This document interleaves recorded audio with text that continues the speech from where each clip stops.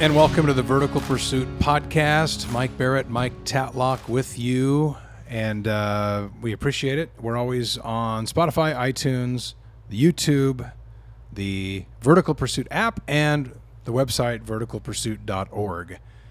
I always stumble through all those. You'd think I would get it down by now, but I'm always kind of looking around at it. But this is the podcast where we talk predominantly, at least aimed toward men who are beaten down and kind of under attack, and that's not to say that it's not for women too, for sure.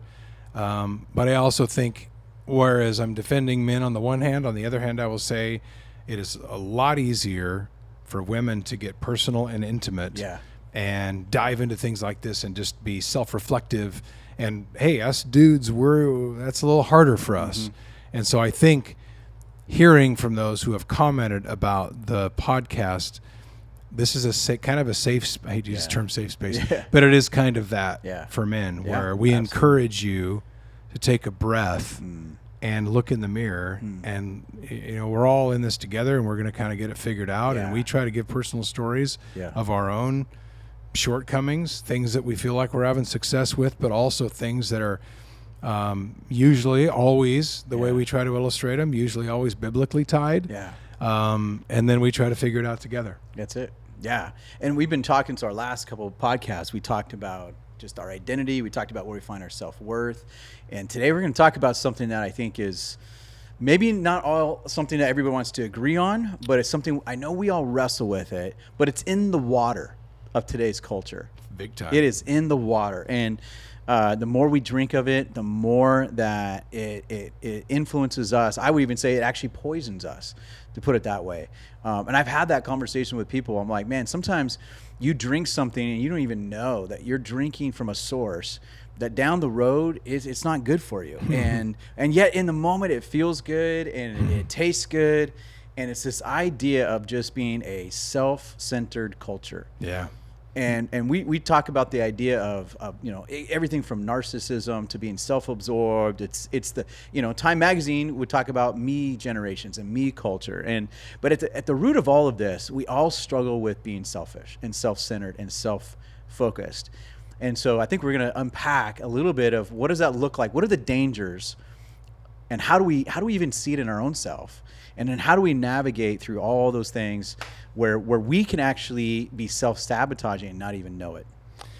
You used a term in a sermon a while back, worshiping at the altar of self. Yeah.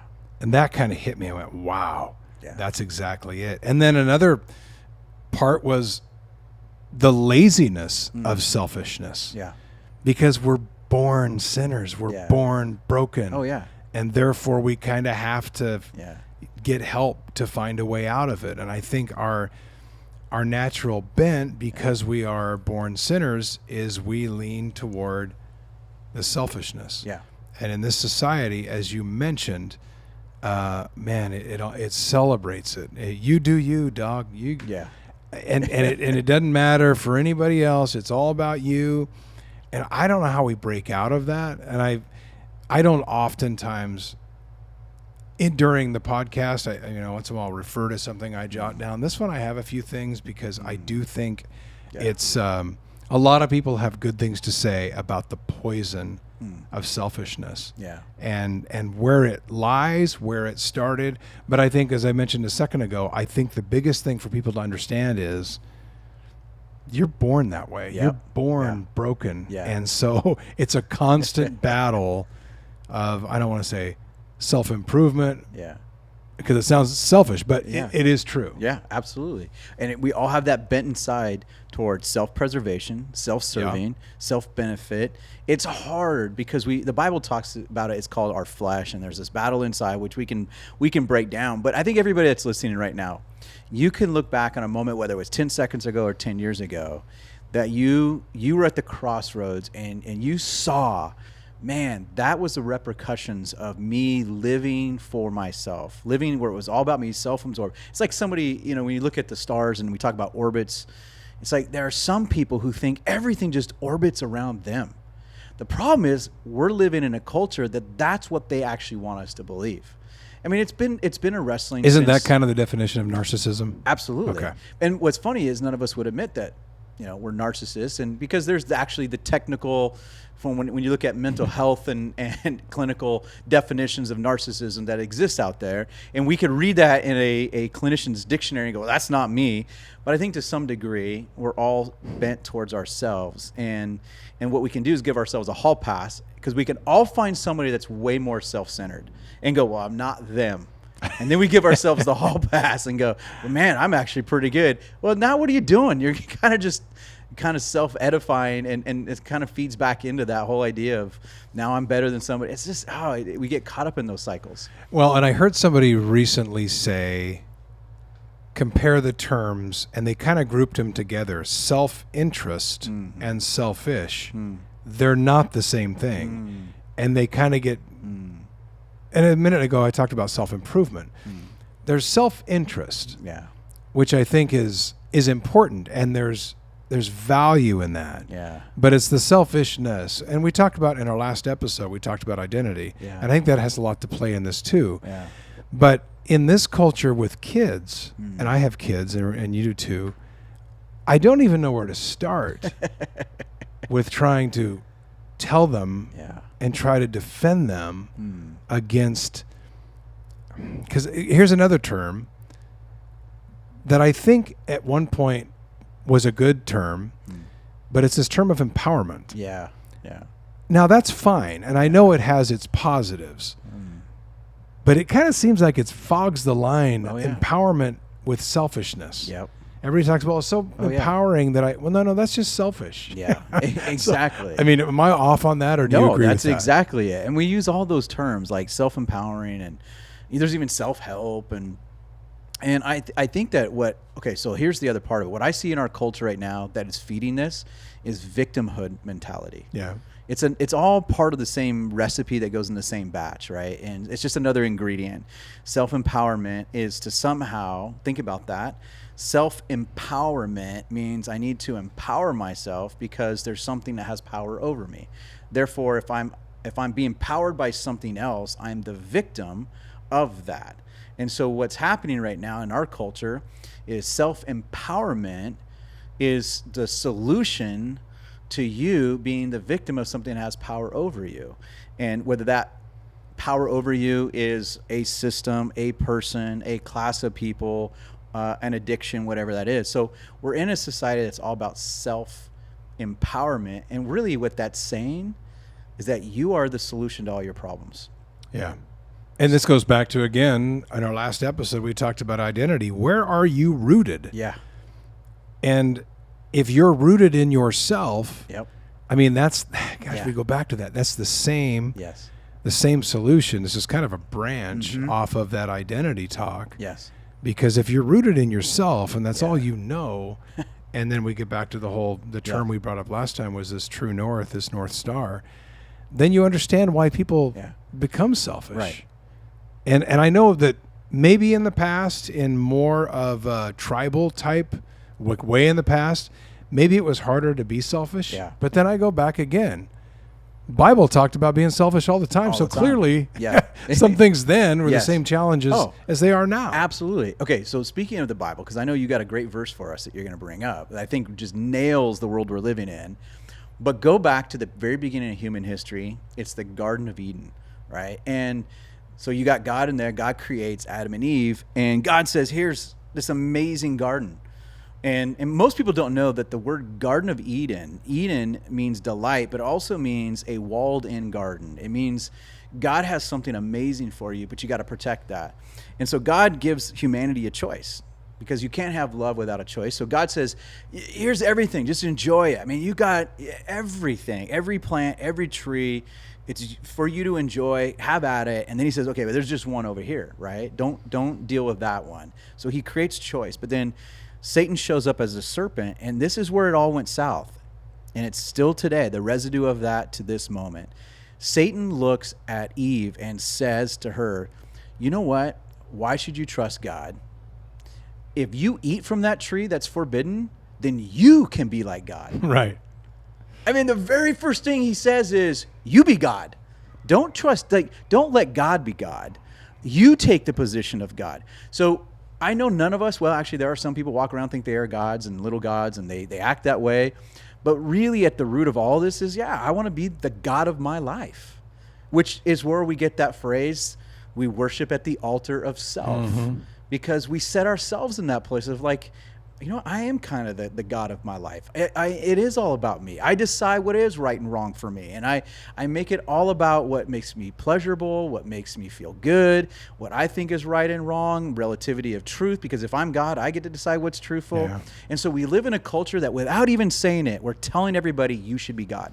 And I'm the guy that always uses terms like rugged individualism and self-reliance. Yeah. And I like to say that. Yeah. But then I go, well, since we were born into sin, is that maybe such a good thing? Right. I mean, and think about that again, because I had to read that like 6 times where it finally hit me.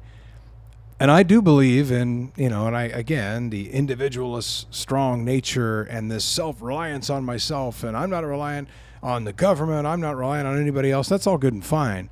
But again, and you brought it up perfectly before I even said it. You talked about the Garden of Eden. If we were born into sin, if we were set to sinful natures from the start, when during the fall of man and we were broken, then maybe that's not such a good thing. Right. And then we go back to, what are you rooted in then? Exactly. And isn't that a shield that guards you from selfishness? Exactly. The first murder that was ever created in human history, 2 dudes, Cain and Abel, the first murder that ever happened was because one guy wasn't getting his way.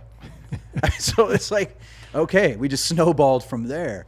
And that's why I think we all manifest that self-centered, I want to be my God of my life. And it comes out in so many different ways. It comes out in our marriages. It comes out in our parenting. It comes out in how we interact with coworkers. And, we talked about worth in a previous episode and how many of us can't receive worth. We can't receive it. We beat ourselves down.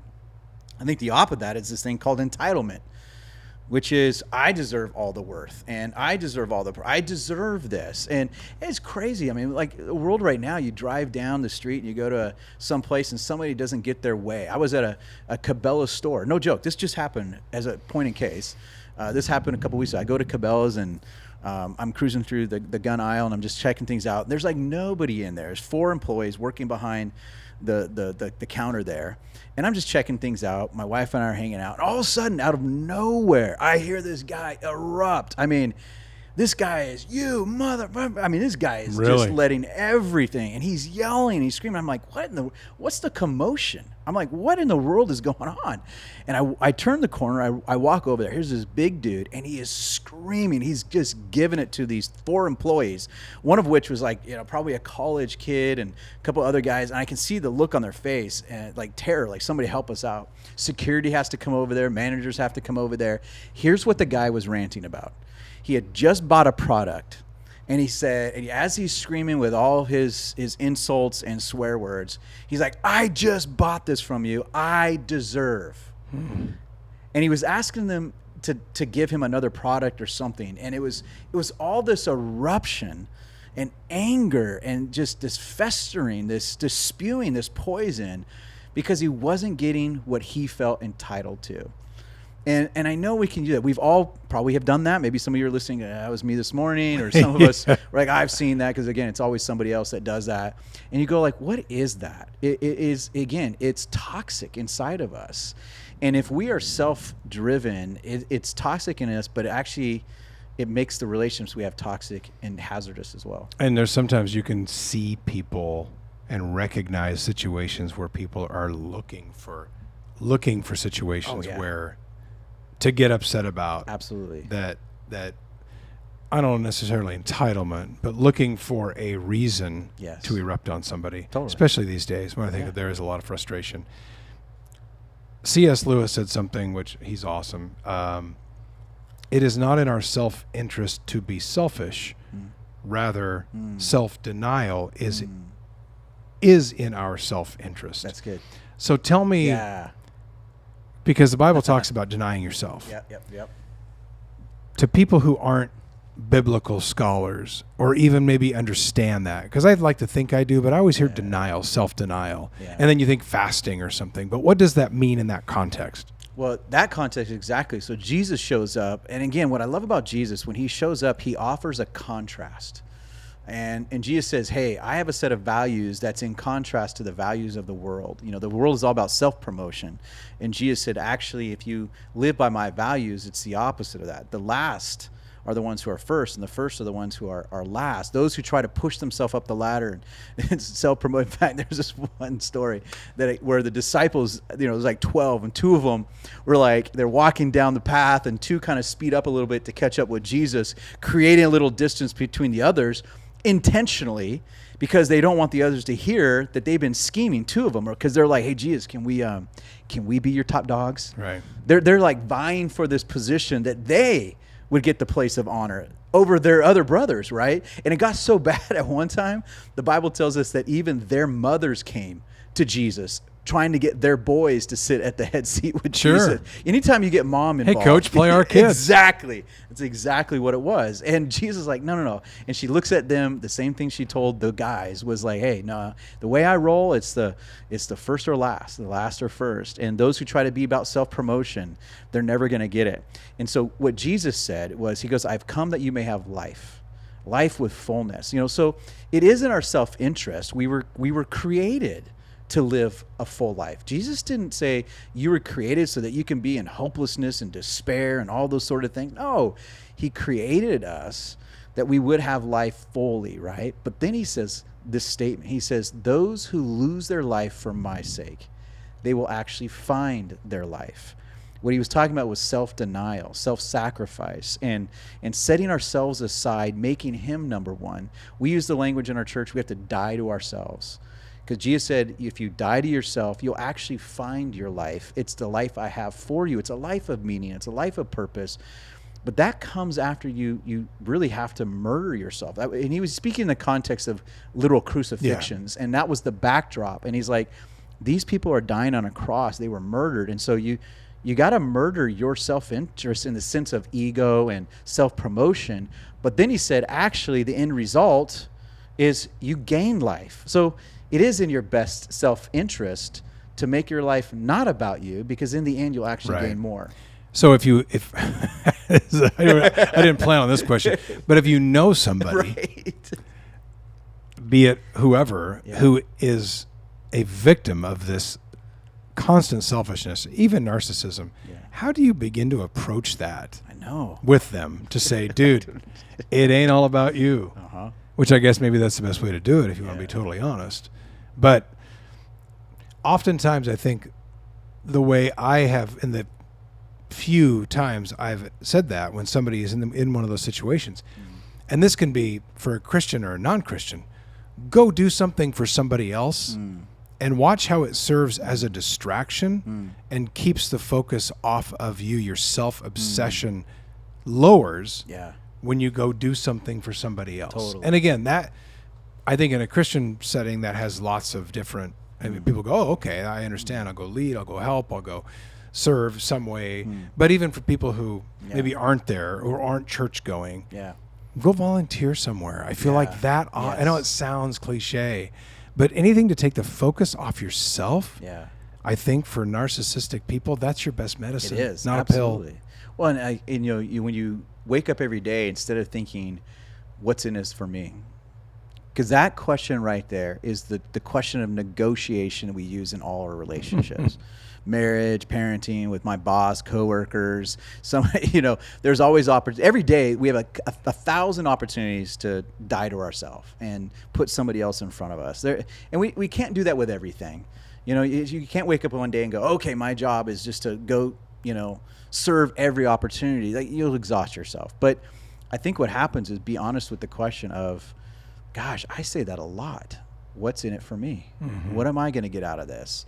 We bargain with that chip, and we try to make sure, okay, if I scratch your back, I just want to make sure mine gets it. And so we negotiate that in our heart and our mind more than I think we realize. And then we hold ourselves hostage in those negotiations, because if I don't get out of it what I feel like I need to get out of it, then I'm not going to serve. And so we have to be honest with that about our own selves. So to your question, I think we can be exploratory. We have a question on our staff team that we want to get better at. I heard it from another leader and I ripped it off. And here's the question. Do you know what it's like to be on the other side of you? Mm-hmm. That's good. So do you even have the self-awareness? Can a narcissist, though, even start to embrace that? No, and I think that's on that scale of narcissism, which maybe in a clinical category, I don't think they can. That might actually be something that's beyond their comprehension. But for your average person that wrestles daily with self-entitlement, self-promotion, self-absorption, I think we have to ask, am I even aware that I have I know I have tendencies. I think everybody should acknowledge that. But is it showing? Is it showing up in my relationship? Am I aware of what it's like to be on the other side of me? Are other people experiencing me when they bump into me? Like, gosh, that guy's self-absorbed. That guy's only in it for what he gets out of that. Yeah. Well, and we all have stories of. I have to be careful with stories because I don't want somebody to listen and go, "Hey, that was me." He was talking about who was a narcissist. But one time I was on the air. This was years ago. When we were first pregnant with Jack, our son, who's now 17. And I remember I was doing a show. I was doing a Blazers show. And Mike Rice, my partner, said something congratulating us for having a baby, for being pregnant. Yeah. And he hadn't even been born yet. And somebody, their wife called. I didn't even know, evidently had been struggling to get pregnant and just ripped me. Oh. How dare you throw that in our face? And I said, what? And I went, and I drove home and I thought, oh my gosh, I've never experienced true narcissism like that. Like I'm taught, and we've all had friends and we all have people, and they're not all bad. I'm just saying that. I think they struggle with it where they do, as you mentioned earlier, they think the world, they think every conversation is about them, everybody and they almost look for situations to satisfy this illogical thirst of knowing that it's about them. And I wish I had the answer for how you go about breaking that. Yeah. But I don't. But you're the pastor, so this is your problem. Well, you go. Well, I heard somebody say something recently, but I think like when you said that, what's so good is I think that a self-centered person is almost always a person that lives offended. Yeah. Just offended, and our culture again feeds that. You should be offended. You should be offended. Oh, this society is the most butthurt society. Oh, we are absolutely. That's part of the whole plan, but. I think two things that you said. How do we fix that? I heard someone say this the other day, and I was like, "Whoa!" We're talking about how do we die to ourselves, right? When Jesus said, "Pick up your cross daily, die to yourself," because there's life in Him on the other side of that. And this person I was talking to said the best way to die to yourself is to have somebody else dig your grave. Oh.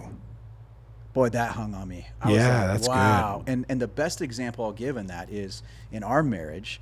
So, when you set out marriage, you have all these dreams and ambitions, and Bern was 20, I was 21, and we say our vows till death do you apart, and sickness and in health. And you're like, yes, and you're kind of like have this idea, and you're like, everything's going to be perfect, right? And then you fast forward 10 years into our marriage, and my wife is struggling with a lot of health issues, and that gets complicated, and before you know it, I begin to realize how selfish I am. Because now I'm going, she doesn't give me what I feel entitled to and what I signed up for. Man, I started to realize I am so selfish in this relationship because I'm not getting what I feel I deserve out of that. And I started to get bitter inside, and what I realized was that in our marriage, God was showing me how selfish I really was. And not that she woke up one day and it had nothing to do with her, because she didn't wish that upon herself to be sick, but what it took was someone else to dig that grave, that I have to learn to die to myself. I have to learn it's not about me. How do I serve her, not just in this for my own self-serving, and how does she serve me? And so sometimes in life you have circumstances like that. Sometimes it's someone in your life, but I really believe that it takes someone else to dig that grave. Yeah. And we realize, wow, I need to die to myself more and not see that person as the enemy, but they might be in my life right now, and how hard it is and all those things. So I can see in a mirror, I got some work to do on myself first. And then being discerning enough to realize it. Yep. And I think that's part of the evolution of it. Yeah. Because and that's where I give myself a break, because I'm as selfish as anybody else. My gosh, But then I think, well, at least I realize it when I am. So it's a step in the right direction. Doesn't mean I fix it. I work on it. Yeah. But I think some people don't even have that realization to where, do you realize what you just said or what you just did was insanely selfish? And a lot of times they don't get it. We talked in our last episode, as we kind of come down the home stretch again, as when you look at the Bible and people who don't know it oftentimes say, well, those are a whole bunch of words written a long time ago that don't relate in any way to what we're going through now. Sometimes I'll bring up a verse and I'll bring it up to friends who aren't in the Word, who go, wow, that is amazing. I can't believe they were that spot on. So with that, you kind of teased this, but I found this today when I was reading about selfishness. And this is from the Message translation. So it does speak a little bit more. You know this better than I do. It speaks more words that we would use today, right? Absolutely, yeah. Okay. Yeah. And I know some people don't like that. Yeah. Right? Yeah. There's some strict King James people. Yeah. Yeah. And then there's people that go, well, I need to have it relate. Yes. It's easier for people. Yeah. Language changes over time. And as we translate or paraphrase, it helps us contextualize the language for how we speak today versus 500 or 600 years ago. And I like oftentimes, even when you have sermons, you'll use the same verse in two different translations because they can mean, or at least come across in slightly different ways. So this is in Timothy. I'm just going to read this because this is a good example of selfishness in our society, but how this was predicted. Right, exactly. It's not like we didn't know this was coming. So as the end approaches, people are going to be self-absorbed, money-hungry, self-promoting, stuck-up, profane, contemptuous of parents, crude, coarse, dog-eat-dog, unbending, slanderers, impulsively wild, savage, cynical, treacherous, ruthless, bloated windbags, addicted to lust, and allergic to God. They'll make a show of religion, but behind the scenes, they're animals. Eugene Peterson. How about that? That's a mic drop right there. Oh, that's just completely. Wow. And you read it and you go, yeah. I mean, I know it is Eugene Peterson. It's the Message translation, but then you go, I read other translations. It's not that far-fetched. No, and that was written, 2,000 years ago. And so when you hear that, you go, wow, God, through the inspiration of the Holy Spirit, forecasted out that this is the way that humanity is going to evolve, and not evolve in a good way. No. That it started in the garden, and it continues to evolve, that when we make ourselves God and when we live in a culture that is thirsty and feeds and drinks on the intoxication of self, then you can only imagine that the outcome is those behaviors that you read right there. So how do we figure that out, right? It comes down to, it actually takes a miracle. It takes saying yes to Jesus. He said, if you choose me, that's the beginning. But then he talks about every day there's going to be a battle between the spirit and the flesh and the spirit and flesh. What he's saying is, if you trust me, I'm going to give you my Holy Spirit, and he's going to supernaturally give you the ability that where you keep bumping into yourself, he's going to help you overcome yourself. The Bible talks about the fruit of the Spirit: love, peace, patience, kindness, gentleness, self-control. Those are all counter self fruit. Yeah. And so he says, listen, if you trust me, I'm going to actually enable you and empower you through my Spirit to overcome you. That you don't have to wake up every day and self-sabotage and be your own enemy, but I'm going to actually bear fruit through you, and it's the fruit of life. So it starts by saying yes to Jesus, but it also means I'm going to trust him every day in his Spirit to help me overcome. And that's what maturity looks like in our faith over time. Nobody wakes up day one being a Jesus follower going, great. It's something we battle with, but over time there's maturity. And I love how John the Baptist said, my goal is to decrease so that he can increase. And so if I have that as a mindset, my life is not about me increasing. I'm going to decrease, and it's all about him increasing. The irony of it is, though, you end up gaining more in the end. It's well said. I can't do that any better. Man, that's a tough topic. It really is. I mean, it's hard. And we're not sitting here in judgment because everybody's guilty of this. Every single one. I mean, I beat myself up over it too much because it's where we naturally, but to try to keep the focus, as you just said, in the right place, it seems to somewhat at least help. And we continue to try to improve because they were battling this, as I just said, all the way back. And then they predicted we'd be in this spot now. Yep. We thank you as always for listening and watching Vertical Pursuit. It is a video cast along with a audio podcast. So we know most people probably just listen, but it is video as well on YouTube. You can find the whole series on there. We're also on Spotify and iTunes and on the Vertical Pursuit app. And you can check us out at verticalpursuit.org, the website too. So Mike Tatlock, Mike Barrett, thank you, Colton Myers, the new and improved Colton Myers. Thanks to Nick Livingston, David Ward as well. We'll catch you next time on VP. We invite you to subscribe to our podcast, comment, or message us, and check out our website at verticalpursuit.org. Download the VP app and check us out on Instagram, Twitter, and Facebook.